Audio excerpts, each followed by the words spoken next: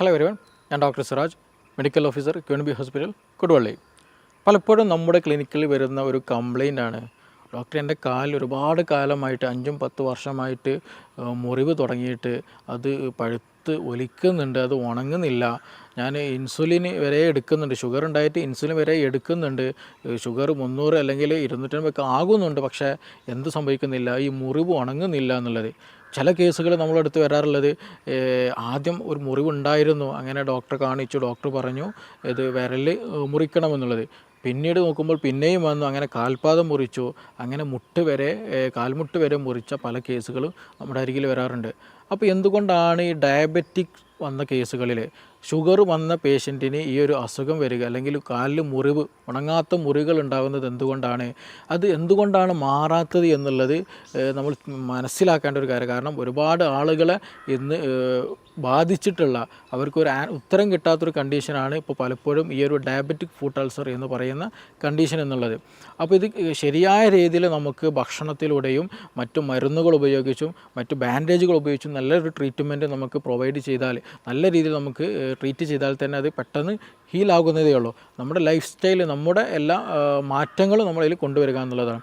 അപ്പോൾ ഇത് ഡയബറ്റിക് എന്നുള്ളത്, ഷുഗർ എന്നുള്ളത് നമ്മൾ ആദ്യം മനസ്സിലാക്കണം, നമ്മുടെ സർവ്വ അവയവങ്ങളെയും സർവ്വ ശരീരഭാഗങ്ങളെയും ബാധിക്കുന്ന ഒരു അസുഖം തന്നെയാണ് ഷുഗർ എന്നുള്ളത്. കണ്ണിനെ ബാധിക്കുമ്പോൾ നമ്മൾ ഡയബറ്റിക് റെറ്റിനോപ്പതി എന്ന് പറയും. അതേപോലെ അത് ലിവറിനെ ബാധിക്കുന്നുണ്ട്, നമ്മുടെ സ്റ്റൊമക്കിനെ ബാധിക്കുന്നുണ്ട്, നമ്മുടെ കാഴ്ചയെ ബാധിക്കുന്നുണ്ട്, നമ്മുടെ കൈകാലുകളെ ബാധിക്കുന്നുണ്ട്, ഹൃദയത്തിൻ്റെ ആരോഗ്യത്തെ ബാധിക്കുന്നുണ്ട്, തുടങ്ങിയ കിഡ്നിയെ ബാധിക്കുന്നുണ്ട്. എല്ലാ അവയവങ്ങളെയും ഷുഗർ ഒരു തരത്തിൽ അല്ലെങ്കിൽ മറ്റൊരു തരത്തിൽ ബാധിക്കുന്നുണ്ട്. അപ്പോൾ ഇത് നമ്മുടെ കാലുകളെ ബാധിക്കുന്ന സമയത്ത് അവിടെ അവിടെ ന്യൂറോപ്പതിയുടെ ഇഷ്യൂ ഉണ്ടാകുന്നുണ്ട്. അതുപോലെ നമ്മുടെ ബ്ലഡിൻ്റെ ഒരു പ്രശ്നം വരുന്നുണ്ട്. അങ്ങനെ പല ഇഷ്യൂസുകളും അവിടെ കൂടി ചേരുമ്പോഴാണ് ഈ ഒരു ഡയബറ്റിക് ഫുഡ് അൾസർ എന്ന് തന്നെ ഉണ്ടാകുന്നത്. തുടക്കത്തിൽ അത് പലപ്പോഴും നല്ല പെയിൻഫുള്ളായിരിക്കും, നല്ല സെല്ലുലൈറ്റിസ് വന്നിട്ട് ഒരു ഇൻഫ്ലമേഷനൊക്കെ വന്നിട്ട് വീക്കം വന്നിട്ട് അവിടെ നല്ലൊരു റെഡിഷായിട്ട് കളർ ഉണ്ടാകും, നല്ല സിവിയർ ഫീവറൊക്കെ ഉണ്ടായിരിക്കും തുടക്കത്തിൽ കേട്ടോ. അത് പിന്നീട് ഗ്രാജുവലായിട്ട് ഇടയ്ക്ക് ഓൺ ആൻഡ് ഓഫ് ആയിട്ട് നമ്മൾ ആൻറ്റിബയോട്ടിക് കഴിക്കും, ഷുഗറൊക്കെ ഒന്ന് കൺട്രോൾഡാക്കും, വീണ്ടും നമ്മൾ ഷുഗർ അബ്നോർമലായി പോകുമ്പോൾ വീണ്ടും ഇടയ്ക്ക് ഇങ്ങനെ ഓൺ ആൻഡ് ഓഫ് ആയിട്ട് വീണ്ടും വന്നുകൊണ്ടേയിരിക്കും. ഈ സെല്ലുലൈറ്റിസ് റിപ്പീറ്റഡ് ആയിട്ട് വരും. നമ്മൾ ആദ്യം മനസ്സിലാക്കേണ്ട ഒരു കാര്യം എന്താണെന്ന് വെച്ചാൽ, ഷുഗർ ഉണ്ട് എന്നുണ്ടെങ്കിൽ അവിടെ കൂടുതലായിട്ട് ഇൻഫ്ലമേഷനുള്ള ചാൻസസ് വളരെ കൂടുതലാണ്.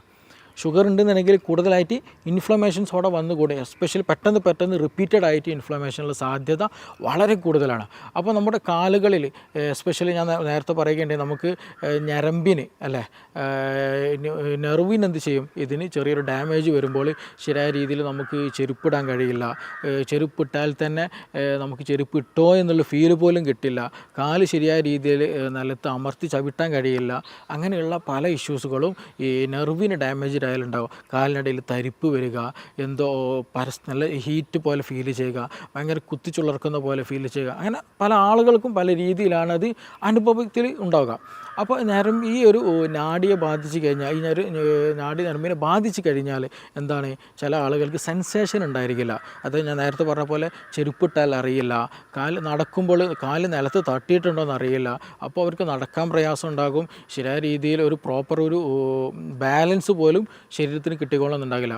അപ്പോൾ നമ്മൾ ആ ഒരു സമയങ്ങളിലൊക്കെ പ്രത്യേകം ശ്രദ്ധിക്കേണ്ടതെന്ന് വെച്ചിട്ടുണ്ടെങ്കിൽ, കാലിലൊക്കെ ചെറിയ മുറിവ് വന്നാൽ എന്ത് ചെയ്യില്ല, ഈ വ്യക്തി രോഗി അറിയില്ല എന്നുള്ളതാണ്. പല കേസുകൾ നമ്മൾ ബെഡ് റിഡൻ ആയിട്ടുള്ള കേസുകൾ പലപ്പോഴും എന്താണെന്ന് വെച്ചിട്ടുണ്ടെങ്കിൽ, അവരെ ഷുഗർ ഉണ്ടായിരിക്കും പേഷ്യൻറ്റിന്, പക്ഷേ അവരെ കാലുകളിൽ ചെറിയ വിരലുകളിലൊക്കെ എന്ന് വെച്ചാൽ ഉറുമ്പ് കടിച്ച കേസുകൾ ഉണ്ടായിരുന്നുണ്ട്. അതുപോലെ എലി കരണ്ട കേസുകളൊക്കെ ഉണ്ടാകാറുണ്ട്. കാരണം ഈ വ്യക്തി രോഗി എന്ത് ചെയ്യുന്നില്ല, ഇത് കരണ്ടതോ അല്ലെങ്കിൽ ഉറുമ്പ് കടിക്കുന്നതോ ഒന്നും അറിയുന്നില്ല എന്നുള്ളതാണ്. അപ്പോൾ ഈ കൂടുതലായിട്ട് ഷുഗർ ഉണ്ട് എന്നുണ്ടെങ്കിൽ, റിപ്പീറ്റഡ് ആയിട്ട് ഷുഗറൊക്കെ 300 അതിന് 350 ഒക്കെ ഉണ്ട് എന്ന് റിപ്പീറ്റഡ് ആയിട്ട് വരുന്നുണ്ട്, കൺട്രോൾഡ് അല്ല, HbA1c 11, 12, 13 ഉണ്ട് എന്നുണ്ടെങ്കിൽ തീർച്ചയായിട്ടും നമ്മൾ ശ്രദ്ധിക്കണം. കാരണം നമ്മളെ ഞരമ്പിനെയും ഈ ഒരു സെൻസേഷനൊക്കെ ബാധിച്ചു കഴിഞ്ഞാൽ നമ്മൾ നടക്കുന്ന സമയത്ത് വല്ല മുള്ളോ കല്ലോ അങ്ങനെ എന്തെങ്കിലും ചെറിയൊരു സ്ക്രാച്ച് വന്നാൽ പോലും നമ്മളറിയില്ല. ഈവൻ ബ്ലീഡിങ് വന്നാൽ പോലും ചിലപ്പോൾ നമ്മൾ കണ്ടുകൊള്ളുന്നുണ്ടാകില്ല. അപ്പോൾ നമുക്ക് ചെറിയൊരു മുറിവ് വന്നു കഴിഞ്ഞാൽ എന്ത് ചെയ്യും, അത് നമ്മൾ അറിയില്ല. മാത്രമല്ല ഞാൻ നേരത്തെ പറയുകയുണ്ടായി, ഇത് ഷുഗർ കൂടിക്കഴിഞ്ഞാൽ എന്താണ് ഇൻഫെക്ഷനുള്ള സാധ്യത വളരെ വളരെ കൂടുതലാണ് കമ്പാരിറ്റീവ്ലി. അപ്പോൾ ഇൻഫെക്ഷനുള്ള സാധ്യത വളരെ വളരെ കൂടുതലാണ്. അപ്പോൾ ഞാൻ നേരത്തെ പറഞ്ഞതുപോലെ നമ്മൾ ഒരു വഴിയിലൂടെ നടക്കുകയാണെന്നുണ്ടെങ്കിൽ നമ്മളെന്തെങ്കിലും ഒരു മുറിവ് സംഭവിച്ചു കഴിഞ്ഞാൽ പെട്ടെന്ന് ചെയ്യാം, മുറിവ് നമ്മൾ അറിയില്ല, നമുക്കെന്തെങ്കിലും മുറിവ് പറ്റിയിട്ടുണ്ടെന്ന് പോലും ആ ഫീലിംഗ് പോലും ഉണ്ടാകില്ല. അപ്പോൾ എന്തെങ്കിലും ഒരു ഇൻഫെക്ഷൻ നമ്മുടെ ബോഡിയിലെത്തും. മാത്രമല്ല എന്താണ്, ഷുഗർ കൂടിയതാണ്, ഇൻഫ്ലമേഷനുള്ള സാധ്യത വളരെ കൂടുതലാണ്. അപ്പോൾ ആ വരുന്ന ഇൻഫെക്ഷന്, ആ വരുന്നൊരു പാത്തോജന്, ആ ഒരു ഓർഗാനിസത്തിന് അവിടെ സ്പ്രെഡ് ആവാൻ, പെട്ടെന്ന് അവിടെ അറ്റാക്ക് ചെയ്യാൻ പറ്റിയൊരു കണ്ടീഷനായിരിക്കും ഉണ്ടാവുക. കാരണം ശരിയായ രീതിയിൽ സർക്കുലേഷൻ ഉണ്ടാവുക, നല്ല നീർക്കെട്ട് വന്ന കാലമായിരിക്കും, നല്ല അതിന് ഗ്രോ ചെയ്യാൻ പറ്റിയൊരു ടെമ്പറേച്ചർ എൻവയോൺമെൻറ്റൊക്കെ അവിടെ ഉണ്ടായിരിക്കും. അപ്പോൾ അതുകൊണ്ട് തന്നെ ചെറിയൊരു മുറിവ് സംഭവിച്ചാൽ തന്നെ ഈ ഒരു പാത്തോജൻ, നമ്മുടെ ഒരു ഓർഗാനിസം, ഈ ഒരു രോഗാണു എന്ത് ചെയ്യും, നമ്മുടെ ശരീരത്തിൽ കയറും, പെട്ടെന്ന് തന്നെ ഇൻഫെക്ഷൻ ഉണ്ടാകും. അത് പിന്നെ നമ്മൾ സുപ്രഭാതത്തിൽ ഒന്നെങ്കിൽ നമ്മൾ എന്തെങ്കിലും കാണണം, അല്ലെങ്കിൽ എന്തെങ്കിലും നീരൊലിക്കുന്ന സമയത്ത് നമ്മൾ തിരിച്ചറിയുള്ളൂ. ചിലപ്പോൾ നമ്മളെന്തെങ്കിലും സ്മെല്ല് വരുന്ന സമയത്ത് അത് ശ്രദ്ധിക്കുകയുള്ളൂ. ഇനി അതുമല്ലാതെ നമ്മുടെ രോഗിയുടെ ബൈസ്റ്റാൻഡേഴ്സോ കൂട്ടുകാരോ സുഹൃത്തുക്കൾ ആരെങ്കിലുമൊക്കെ കാണണം, നിൻ്റെ കാലിലൊരു മുറിവുണ്ടല്ലോ, ഇതെന്താ ഇങ്ങനെ സംഭവിച്ചതെന്ന് ചോദിച്ചാൽ മാത്രമായിരിക്കും രോഗി ശ്രദ്ധിക്കുക ഇങ്ങനെ മുറിവുണ്ടെന്നുള്ളത് മനസ്സിലാക്കുക. മറ്റൊരു കാര്യം നമ്മൾ ശ്രദ്ധിക്കേണ്ടതെന്ന് വെച്ചാൽ, ഇതേ ഒരു ഡയബറ്റിക് വന്ന കണ്ടീഷനിൽ ഞാൻ നേരത്തെ പറഞ്ഞു ഇൻഫ്ലമേഷൻ ചാൻസസ് വളരെ കൂടുതലാണ്. രണ്ട്, നമുക്ക് സെൻസേഷൻ എന്ത് ചെയ്യില്ല, ശരിയായ രീതിയിൽ കിട്ടിക്കൊള്ളുന്നുണ്ടാകില്ല. മൂന്നാമത് നമ്മൾ ശ്രദ്ധിക്കേണ്ടത് വെച്ചാൽ, ഈ ചെറിയ കാലിലേക്കുള്ള ചെറിയ ബ്ലഡ് വെസൽ, രക്തക്കുഴലുകളുണ്ട്. ഈ രക്തക്കുഴലുകളിൽ എന്ത് ചെയ്യും, ചെറിയ ഡാമേജുകൾ വന്നു പോകും. ശരിയായ രീതിയിൽ സർക്കുലേഷൻ നടക്കില്ല. ശരിയായ രീതിയിൽ സർക്കുലേഷൻ നടന്നില്ല എന്നുണ്ടെങ്കിൽ നമുക്ക് ബോണിന് വേണ്ട ഗ്രോത്ത് മെറ്റീരിയൽസ് കിട്ടില്ല, അവിടെ മസിൽ ആക്ഷനുള്ള കിട്ടില്ല. അതേപോലെ അവിടെ വേസ്റ്റ് മെറ്റീരിയൽ ഒരിക്കലും എന്ത് ചെയ്യില്ല, ബോഡി റിമൂവ് ചെയ്യാനുള്ളൊരു സംവിധാനം അവിടെ ഉണ്ടാകില്ല. അതൊക്കെ ഡിസ്ഹാർമോണി ആയിട്ട് പോകും. അപ്പോൾ അങ്ങനെ വരുമ്പോൾ നമുക്ക് പെട്ടെന്ന് എന്ത് ചെയ്യും, ഇതുപോലെയുള്ള അസുഖങ്ങൾ, നീർക്കെട്ട് വരാനുള്ള ചാൻസ് വളരെ കൂടുതലാണ്.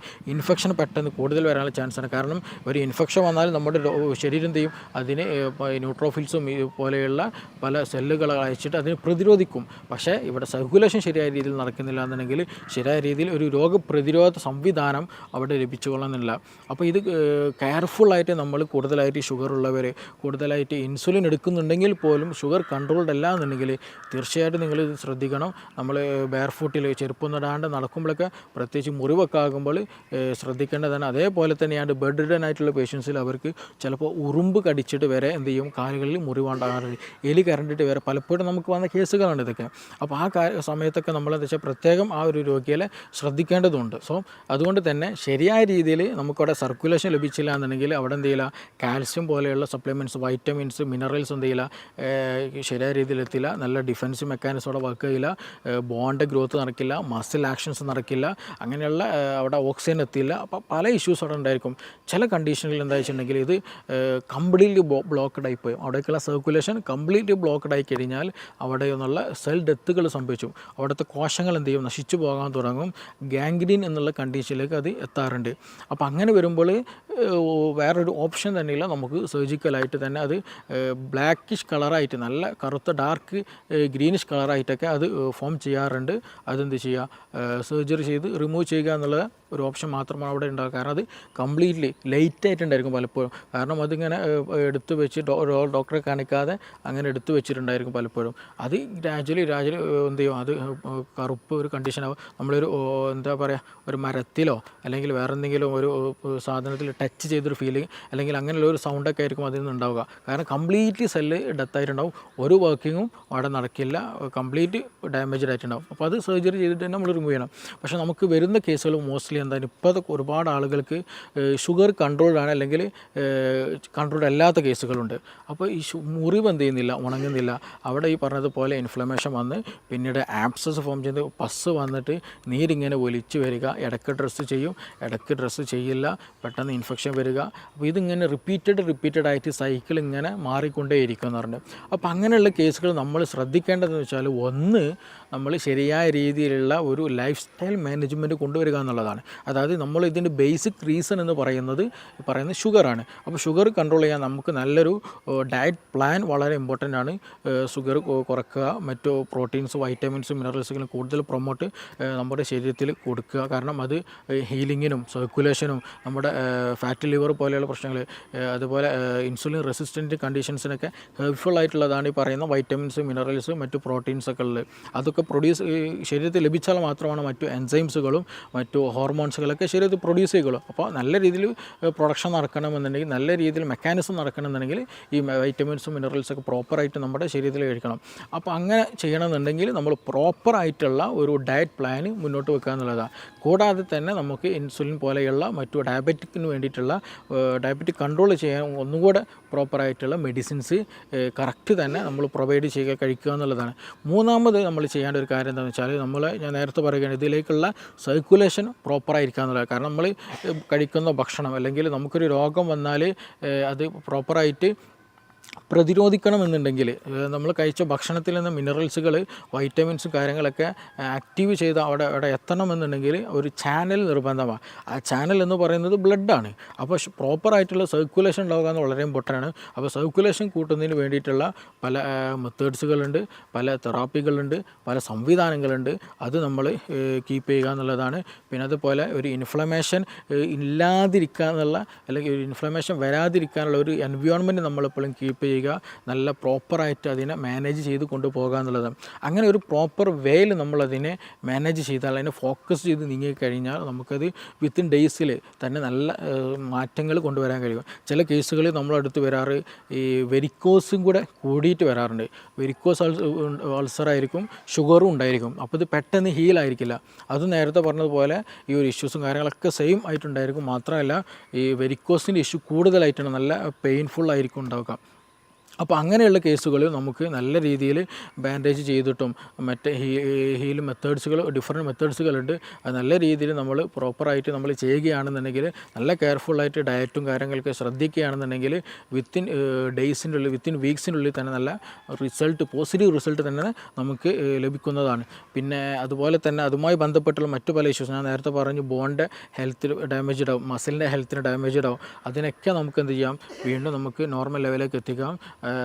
മറ്റു റെറ്റിനോപ്പതികൾ, അതേപോലെ മറ്റു അവയവങ്ങളെ ബാധിക്കുന്ന PCOD പോലെയുള്ള പ്രശ്നങ്ങൾ, അങ്ങനെയുള്ള എല്ലാ ഡയബറ്റിക് റിലേറ്റഡ് ആയിട്ട് ഇൻസുലിൻ റെസിസ്റ്റൻസിന് ബാധിക്കുന്ന ഏതൊക്കെ അവയവങ്ങൾ, ഏതൊക്കെ പാട്ടുണ്ടോ അതിനൊക്കെ നമുക്ക് എന്ത് ചെയ്യാം, ഈ ഒരു മെത്തേഡ്സ് ഉപയോഗിച്ചിട്ട് തന്നെ ഡയറ്റ് മാനേജ്മെൻറ്റും പിന്നെ മെഡിക്കേഷൻസ് ഉപയോഗിച്ചുകൊണ്ടൊക്കെ നമുക്കൊരു പ്രോപ്പർ വേയിലേക്ക് നമുക്ക് കൊണ്ടുവരാൻ കഴിയും. നമുക്കങ്ങനെ ഒരുപാട് റിസൾട്ടുകൾ തന്നെ ലഭിച്ചിട്ടുണ്ട്.